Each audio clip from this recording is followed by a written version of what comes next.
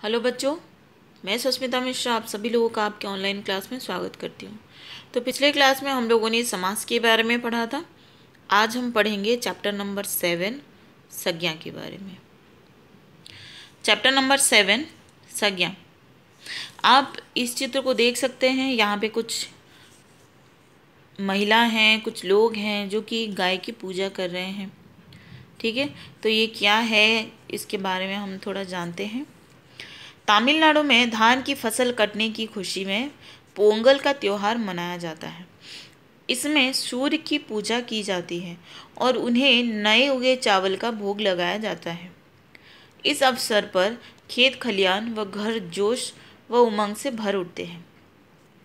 तो ये पोंगल के त्योहार के बारे में बताया जा रहा है। तो आप यहाँ पे देख सकते हैं कि कुछ शब्द जो हैं यहाँ पे लाल रंग के हैं, रंगीन हैं। ठीक है, तो ये रंगीन शब्द क्या हैं? ये रंगीन शब्द किसी जगह का नाम है, किसी व्यक्ति का नाम है, ठीक है, किसी वस्तु का नाम है, किसी प्राणी के बारे में बताया जा रहा है। स्थान, भाव आदि के नाम बता रहे हैं। संसार के प्रत्येक वस्तु किसी न किसी नाम से जानी जाती है। दुनिया में जितने सारे इंसान हैं, वस्तु है, जगह, स्थान, मन के भाव जो हैं, सबके नाम होते हैं। ठीक है, और यही नाम शब्द व्याकरण में संज्ञा शब्द कहलाते हैं। तो संज्ञा किसे कहते हैं? किसी वस्तु, स्थान, प्राणी, अवस्था, गुण या भाव के नाम का बोध करवाने वाले शब्दों को संज्ञा शब्द कहा जाता है। तो संज्ञा के 3 भेद होते हैं। ठीक है, सभी नामों को अलग अलग 3 नाम भेद में बांटा गया है। ठीक है, तो आइए देखते हैं कि ये क्या क्या है। व्यक्तिवाचक क्या है, जातिवाचक क्या है और भाववाचक क्या है। सबसे पहले देखते हैं व्यक्तिवाचक संज्ञा।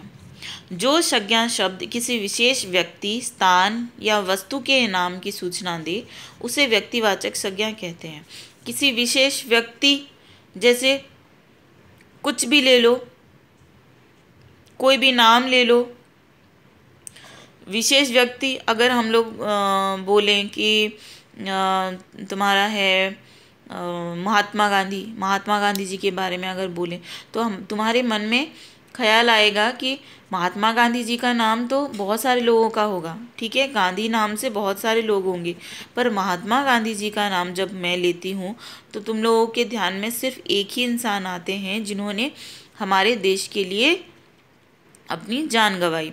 ठीक है, तो देश के लिए उन्होंने अच्छे काम किए तो हम उनके बारे में जानते हैं। तो विशेष व्यक्ति हैं। ठीक है, जैसे जवाहरलाल नेहरू हो गए, भगत सिंह हो गए, तो ये सारे जो है उनका नाम लेते ही हम उन्हें पहचान लेते कि हाँ वही हैं। ठीक है, और यहाँ पे जैसे दिया है सुनीता, यमुना एक नदी का नाम है। ठीक है, गंगा एक नदी का नाम है।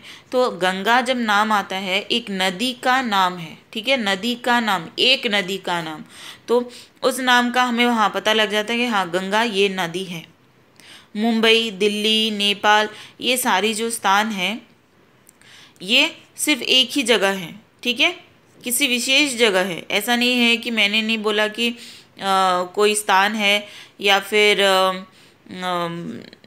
किसी जाति के बारे में नहीं बोला मैंने। रामचरितमानस जैसे कि एक विशेष, तो ये सारी जो नाम हैं ये सारे कुछ विशेष व्यक्ति, स्थान या वस्तु के नाम की सूचना दे रहे हैं। तो ये सारे जो हैं ये व्यक्तिवाचक संज्ञा हैं। ये शब्द किसी जगह, व्यक्ति, वस्तु विशेष की ओर ही संकेत कर रहे हैं। ठीक है, अतः यह व्यक्तिवाचक संज्ञाएं हैं। चंद्रमा, सूर्य, पृथ्वी आदि को व्यक्तिवाचक संज्ञा ही मानना चाहिए, क्योंकि चंद्रमा अनेक माने जाते हैं। अतः व्यवहार में रूप बदल सकते हैं, परंतु इनका प्रयोग बहुवचन के रूप में न होकर एक वचन में ही होता है। अतः इन्हें व्यक्तिवाचक ही माना जाएगा। आम, केला आदि फल विशेष नाम है। तो आप लोग बोलेंगे कि आम तो एक ही है, एक फल का नाम है, एक ही है, केला जो है वो एक ही है, पर नहीं, ये जातिवाचक माने जाएंगे। क्यों? क्योंकि ये जो फल हैं वो एक समूह का प्रतिनिधित्व करते हैं। तो आम बहुत तरह के होते हैं, ठीक है, और केला भी बहुत प्रकार के होते हैं, तो इन्हें जातिवाचक संज्ञा माना जाएगा। यह भी जाने कि सेब, तोता आदि को भ्रम से व्यक्तिवाचक संज्ञा मान लिया जाता है, जबकि विशेष फल, पक्षी होते हुए भी जाति का ही बोध करवाते हैं। ये पक्षी जो है तोता, इसको व्यक्तिवाचक मान लिया गया है, पर ये पक्षी होते हुए जाति का ही बोध करवाते हैं। तो जितने सारे तोते हैं उनके जाति का, ठीक है। बहुत सारी गौरैया और मैना बैठी हैं, हमारे लिए हर पीली चोंच वाली मैना है, कोई एक चिड़िया नहीं, अतः ये जातिवाचक संज्ञाएं हैं। यदि प्रत्येक अकेले पदार्थ जैसे प्रत्येक सुई का एक अलग विशेष नाम रखा जाए तो भाषा बहुत ही जटिल हो जाएगी। इसीलिए अधिकांश पदार्थों का बोध जातिवाचक संज्ञाओं से हो जाता है और व्यक्तिवाचक संज्ञाओं का प्रयोग केवल भूल या गड़बड़ मिटाने के लिए किया जाता है। अब आते हैं जातिवाचक संज्ञाएं में। जो संज्ञा शब्द संपूर्ण जाति, वर्ग या समुदाय का बोध करवाते हैं उन्हें जातिवाचक संज्ञा कहते हैं। जैसे जातिवाचक और व्यक्तिवाचक में मैं सिर्फ एक उदाहरण दूंगी। जैसे नदियाँ, हम अगर नदी बोलते हैं, ठीक है, जब हम कोई शब्द आता है नदी, तो नदी का अर्थ होता है बहुत सारे नदियाँ, ऐसा नहीं है कि कोई विशेष नदी। जब हम गंगा बोलते हैं तो हमें पता लगता है कि नहीं, ये एक विशेष नदी है, तो वो हो जाता है व्यक्तिवाचक।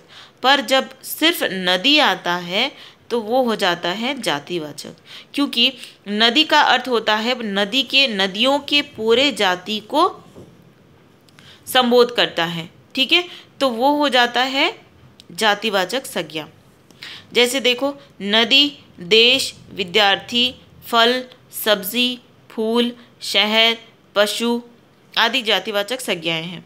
ये सभी उदाहरण नदी, देश, विशेष आदि का बोध नहीं करवा रहे, वरन संपूर्ण वर्ग या जाति का प्रतिनिधित्व कर रहे हैं, अतः यह जातिवाचक संज्ञा है।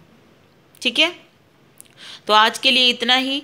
नेक्स्ट अगले क्लास में हम लोग भाववाचक संज्ञा पढ़ेंगे और भाववाचक संज्ञा का निर्माण देखेंगे। ठीक है, इसका प्रैक्टिस करो, घर पे अच्छे से अभ्यास करो, लिखो।